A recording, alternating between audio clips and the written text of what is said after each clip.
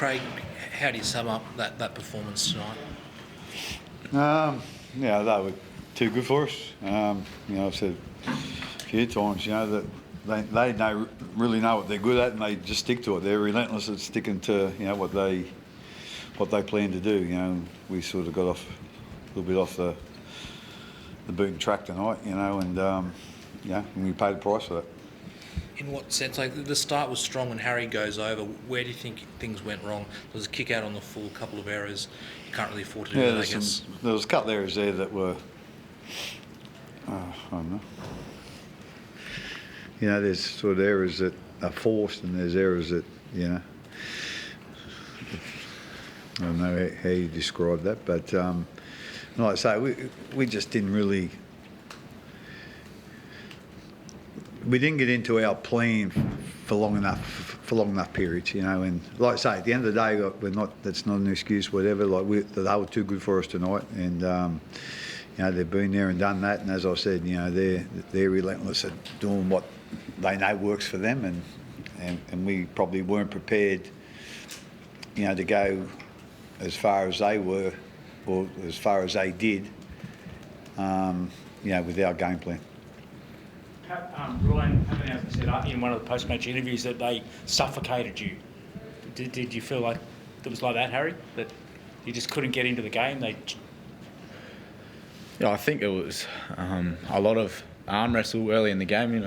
Scoreline's 14-6, so obviously not a lot of points scored, and there was plenty of battles where it felt like we had a fair bit of field position, or they dominated field position. So that was a big part of the game, but they were able to get themselves out of that and then capitalise, which we probably didn't do well enough. And that's the side they are. They suffocate teams, and they've done that extremely well over the last few years. Like Craig said, they know their strengths and they just stick to them. So it's a good learning for us tonight. Craig, Cameron Munster on report for allegation of biting. Have you managed to speak to him yet? No. Have you been given any feedback on it? No, not from him, no. Does it surprise you that there was that allegation? Say again? Does it surprise you that there was such an allegation? I don't know. If he thought he was bitten, well, I suppose you're going to say it. I don't know. I seen a little bit of it. What's name? But I don't know whether he bit him or not. And I haven't spoke to Munster about it, so I'm sure they'll work that out.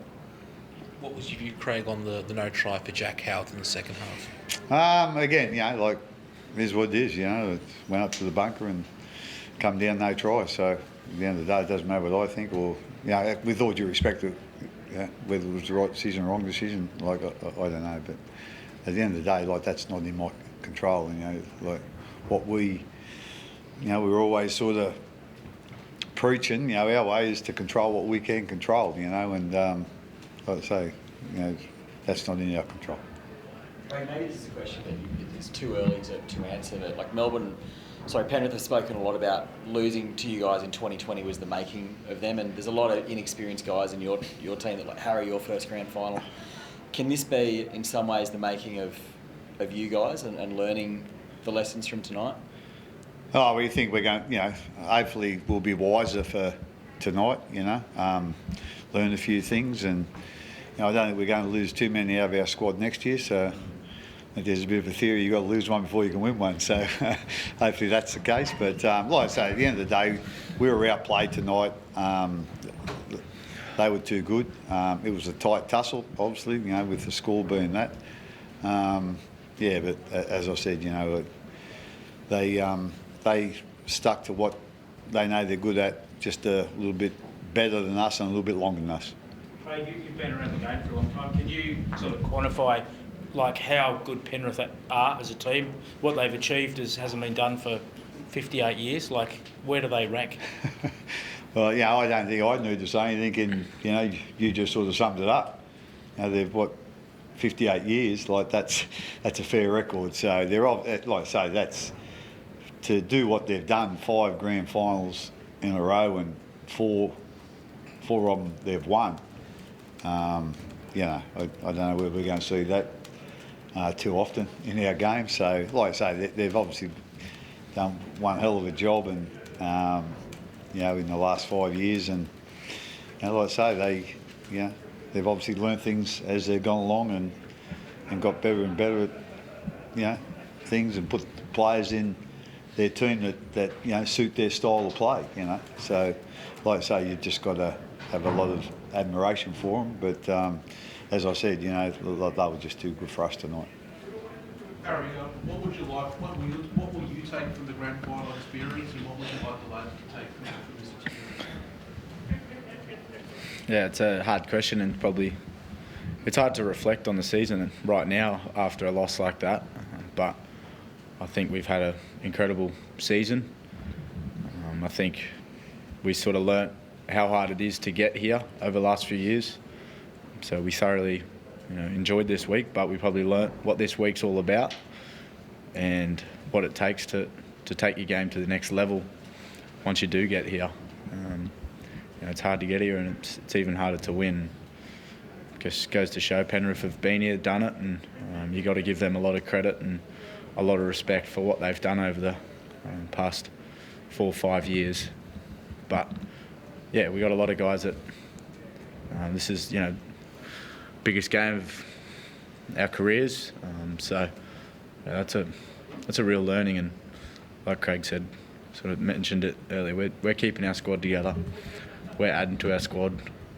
We'll be more experienced and better for the run next season. Craig, how much do you think you missed Nelson in the middle tonight, just his power and I guess the way the game played out territorially? Yeah, I think we did miss him without a doubt. Like, I'd be lying if I said we didn't miss him. We were struggling to make metres early, and I think that's one of his real strengths. So we certainly missed him without a doubt. Yeah. Craig, there was a moment ago there with 10 minutes left. I think you had a penalty goal. You were scrapping and clawing to get back into it. Was that call from the coach's box to play on? Did you want to take the 2 points then? No, actually, I was just thinking about the 2 points, and then the tap comes. So, like, at the end of the day, I wasn't strong on either decision. I probably, if we had a bit more time to think about it, probably would have took the 2, and then we're 6 behind. But at the end of the day, it's they got back up there like after and as well, and they took a tap. They could have kicked another 2 points as well. So I don't think that was the wrong decision, right decision. They can work out either ways. And so just going on with what we talked about, with the experience and that. Like, I was just looking through our 2020 side, during the week, and we had 9 players from that squad that actually played against us this year in other teams. So, like Harry said, it was an inexperienced team for playing in the grand final. So hopefully, we can build on that next year and go from there, because we're not losing too many other squad. Harry, just on what George was asking before about the bite, or the alleged bite, did you get a sense of whether there was something accidental that happened out there? I don't need to make a comment on it. They'll sort that out themselves, and I don't think didn't look. I don't know. You can make your own sort of opinion and judgment on it. I get the same look as what you guys do. So like I said, I don't need to comment on it. They've put it on report and they'll look into it. But yeah. Craig, you had a few injuries last week in the game last week. How are those guys? Like, were guys going into that game busted today, or? No, they were okay. Again, probably weren't quite 100%, but they're good enough to play. So, you're not gonna rule a guy out, a grand final if he, thinks he can get his job done.